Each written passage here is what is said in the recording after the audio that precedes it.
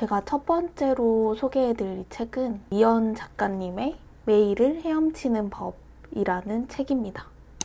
저는 이현님을 이전부터 알고 있었어요.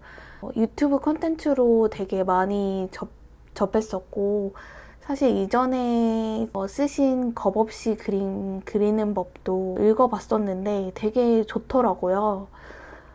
이현님 콘텐츠들은 자기만의 철학을 담아 이야기하시는 것 때문에 저는 되게 자기 전에 하나씩 틀어놓고 ASMR처럼 잘 보고 있거든요. 그래서 대부분 그런 이전에 있는 이야기들을 알고 있었어요.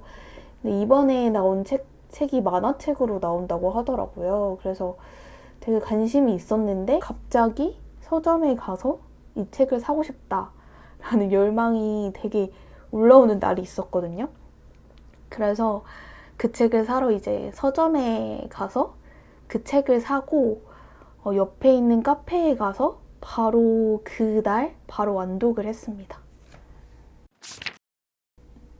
조금 더 설명을 드리자고 하면은 이제 이 책은 이현님이 27살에 썼던 그 일기를 그린 내용이거든요. 간간히 이제 만화 말고도 줄글이 있는 에세이 작품이라고 보시면 될 것 같아요. 27살에 그 회사를 퇴사하고 수영을 배우게 되면서 일어나는 마음의 변화라고 생각을 하시면 될 것 같아요. 저는 사실 지금 퇴사 상태이기 때문에 되게 27의 이현님과 사실 마음이 와닿는 일들이 많아서 내 상황에 대치를 해보는 상황들이 되게 많았거든요. 근데 이현님은 이렇게 성숙하게 그런 시간들을 보냈었구나. 나도 이 시간들을 그냥 흘려보내면 안 되겠다 하는 생각이 들어가지고 재밌게 읽었던 책입니다. 그래서 저처럼 퇴사를 하고 근데 어떤 일을 해야 될지 모르겠다, 뭔가 길을 잃은 것 같다 라고 생각이 드시는 분들이 있다면 읽으면 좋을 것 같고, 그리고 사회 초년생 분들이나 취준생 분들이 읽으면 되게 마음이 찡하실 것 같고, 나는 땅에 묻히고 싶지 않다. 세상엔 살아있는 사람들을 위한 땅이 필요하다. 내가 그리우면 그림이나 일기를 찾아주면 좋겠다. 그것들 역시 진정 나와 다르지 않다. 그러니 내가 없다고 슬퍼하지 말아요. 두 번째로 소개해드릴 책은 아무튼 요가입니다. 박상아 작가님이 쓰신 책이고요. 아무튼 시리즈는 아마 아시는 분들도 있으실 것 같아요. 한 가지 사물이나 물건, 한 가지 주제들을 두고 한 권의 에세이를 써내려가는 시리즈인데요. 저는 이전에 달리기, 식물, 언니 등 아무튼 시리즈를 많이 읽어봤어요. 아무튼 요가를 읽게 된 건 제가 이제 요가를 요즘에 정말 열심히 하고 있거든요. 주 5일을 이제 요가를 나가고 있어요. 사실 요가밖에 할 일이 없어요. 그래서 요가를 엄청 열심히 다니고 있는데, 제가 도서관에 갔는데 아무튼 요가라는 책이 있더라고요. 그래서 바로 고민 없이 그 책을 뽑아서 이제 바로 읽기 시작했는데, 이 책도 이제 펼치자마자 거의 하루 만에 읽었던 책인 것 같아요. 이 책을 간단하게 소개를 한번 해보자고 하면은, 이 작가님은 어느 날 외국에 가면서 요가 클래스를 친구가 이제 초대를 해서 듣게 돼요. 근데 되게 못하는 거죠, 내가. 근데 그 상황에서도 친구가 두 번째 요가 클래스를 한번 듣자고 하는 거예요. 그러면서 요가의 매력에 이제 점점 빠지게 돼요. 근데 또 정말 신기한 거는 작가님이 이제 요가 선생님이 되고자 이제 지도 클래스를 듣게 되는 거예요. 그래서 이제 나중에는 요가 선생님이 되는 그런 과정을 그린 에세이거든요. 정말 신기하죠? 아니, 저는 요가를 좋아하긴 하지만 선생님이 내가 될 수가 있나?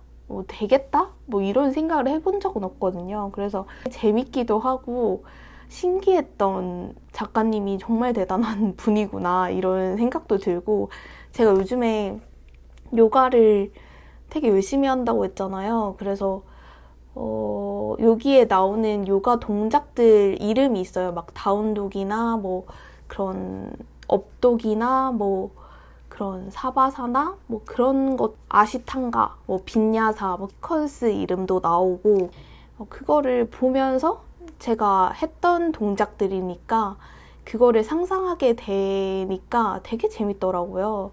동작을 상상하면서 읽는 책의 즐거움, 뭐 이런 거를 경험할 수 있는 책이다 보니 재밌게 읽었던 책입니다. 그래서 추천드리고자 하고요.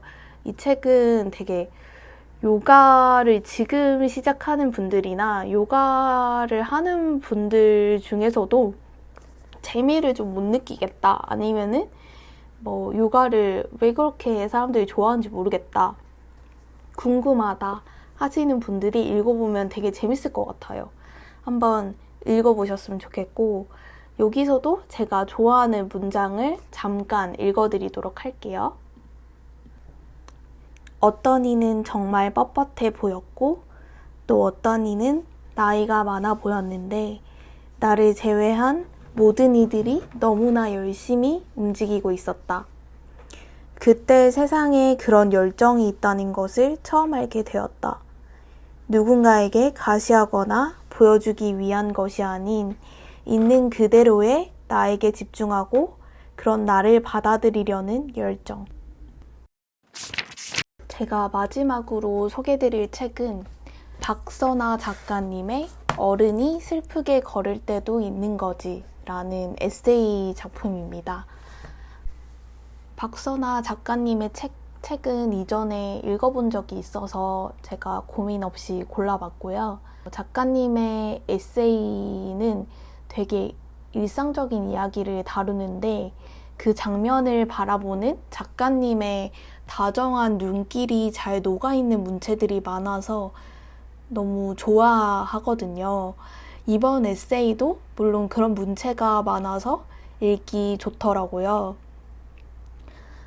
이번 에세이는 산책을 하면서 일어나는 일들을 기록한 에세이라고 보시면 되고요. 산책하다가 내가 생각한 것들 아니면 일어난 일들을 담은 일상적인 얘기가 들어가 있는 책이에요. 그래서 그 소제목이 모두 산책으로 끝나더라고요. 몇 개를 소개해보자고 하면은 뭐 좋아한다고 말하기 위해 산책, 비 오는 날에 산책, 용기 있게 산책, 이런 식으로요. 이 책은 걷는 걸 좋아하시거나 아니면 지금 마음이 너무 복잡해서 다정함을 듬뿍 느끼고 싶다 하시는 분들에게 이 책을 적극 추천하고 싶습니다. 네.